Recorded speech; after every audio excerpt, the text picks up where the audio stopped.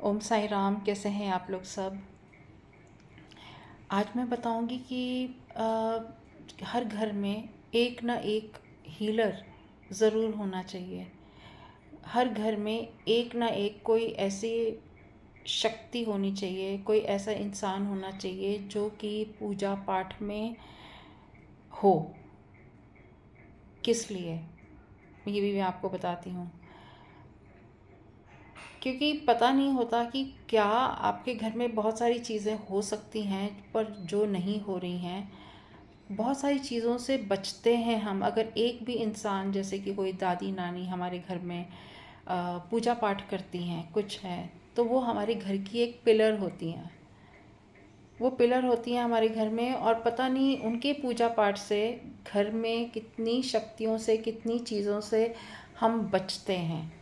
तो इसलिए, क्योंकि जो पूजा पाठ लोग ज़्यादा करते हैं, बहुत लोग उनको रोक देते हैं कि ये तो पूजा पाठ करती रहती हैं, ये तो दादी नानी का काम होता है।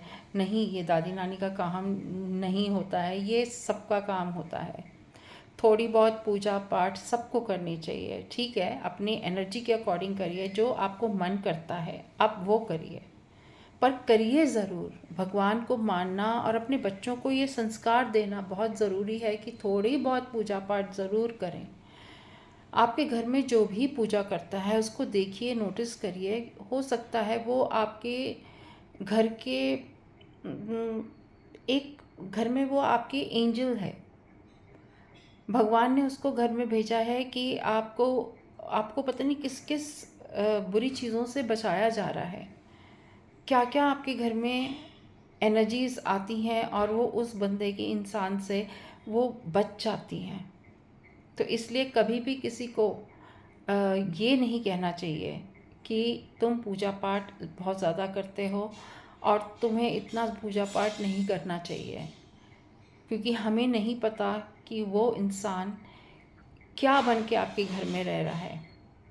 आप समझ रहे हैं मैं क्या कह रही हूँ। तो इसलिए घर में कोई भी ऐसा इंसान हो जो पूजा पाठ करता है, थोड़ा बहुत भी करता है या ज़्यादा भी करता है, उसको बल्कि हेल्प करो कि वो और आगे बढ़े, और आपकी फैमिली की ही हेल्प हो रही है। तो बल्कि मैं कहूँगी कि हर घर में एक हीलर भी ज़रूर होना चाहिए। हीलिंग सीखिए, कुछ भी सीखिए, पर एक हुनर या एक ऐसी चीज़ ज़रूर होनी चाहिए जो आपकी फैमिली को ही हेल्प करे। ठीक है ना। तो ये चीज़ें होती हैं जो अब फैमिली की हेल्प हो जाती है कि कभी कोई हुआ तो हमें कहीं दूर भागने की ज़रूरत ना पड़े, हमारे घर में ही वो इंसान हो जो हमारे को हील कर दे।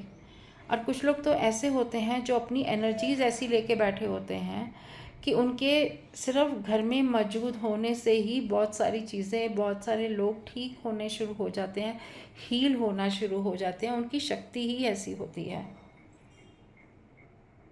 तो बल्कि आपको तो भगवान को शुक्राना करना चाहिए कि आपने ऐसा इंसान हमारे घर में भेजा हुआ है जो पता नहीं किस किस कष्ट से हमें बचा रहा है, और पता नहीं कहाँ कहाँ से वो हीलिंग हमें दे रहा है, जिससे हम लोग पता नहीं किस किस चीज़ों से बचे हुए हैं। तो इसलिए मैं ज़रूर कहूँगी सबको कि ऐसे लोगों को आप अपने घर में वैल्यू करें, उनको आगे बढ़ाएं, उनको ऐसे उनको कि उनको कहीं ना कहीं अंदर पता होता है कि वो क्या कर रहे हैं, किस लिए कर रहे हैं, कौन उनके लिए सही है, कौन उनके लिए गलत है। और अगर आपकी फैमिली में, आपके सर्कल में ऐसे लोग हैं तो उनको तो बल्कि आपको आगे बढ़ाना चाहिए। आपको उनको मतलब बल्कि उनसे सीखना चाहिए कि हाँ, ये कर रहे हैं तो हम भी करें, क्योंकि जो पूजा पाठ करेगा, जो भगवान का नाम लेगा, जो भगवान से कनेक्ट करेगा, तो अच्छा आप ही का होगा, कोई बुरा नहीं होने वाला। जो प्रार्थना करने वाले लोग होते हैं उनका कोई कुछ भी बाल भी बांका नहीं कर पाता। जो मैंने एक वीडियो डाला था, black magic over white magic, जो वाइट मैजिक होता है वो बहुत बड़ा होता है, ब्लैक मैजिक उसके सामने काम नहीं कर सकता।